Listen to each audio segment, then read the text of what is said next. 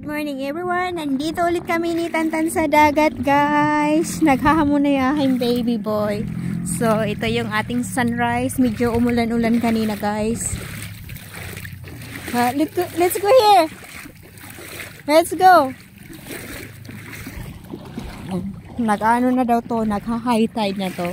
Kagabi pa daw yung pinaka-peak ng low tide. Ang laki daw ng hunas kagabi. Kumbaga sa Bisaya po, ang tawag dyan, namasil ang hunas. So, hanggang doon sa pinakadulo ng shoreline yung hunas natin kagabi guys. Yun yung kwento ng mga nandito sa beach. So, andito ang aking baby boy. So, ayan.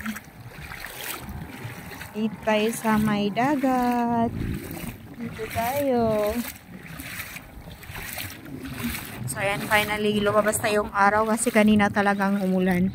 Sumilong muna kami doon sa Kamaloy. Resort po yung Kamaloy dati, guys. Kumbaga, ano na siya, hiniwanan na lang na may-ari. Inabinta na yata ng ibang ano yan. Iba na yung owner yan. Natatakot si Tantan tumawi. Let's go here!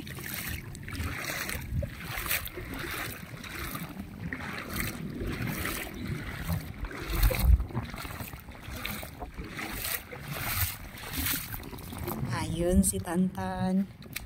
Ayun yung bata guys, naglalaro.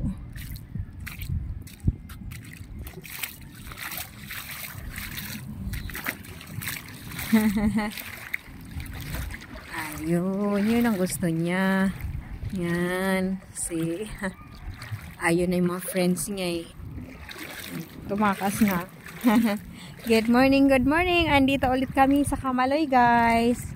Galing na kami ni Tanta nag-hike, tapos pauwi na rin kami. Treat lang to sa kanya, reward niya lang para para naman masaya yung bata. Kasi good boy siya eh. Hindi na siya nakatali. Okay. Daddy Jim is replying. So, thank you for watching. Have a nice day everyone. Happy Monday Philippines. Hello world. Happy Sunday afternoon America. Hello everyone. May aninikad dito guys. So may nakita akong aninikad. Nakita nyo ba yung aninikad ko? Ito siya guys. So there is aninikad.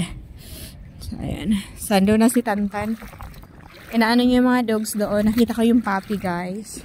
So bye everyone. Thank you for watching. Magandang buhay mga langga. Hello. Nandito ulit si Tisay nagagala. So thank you for watching our adventure vlog. Bye bye.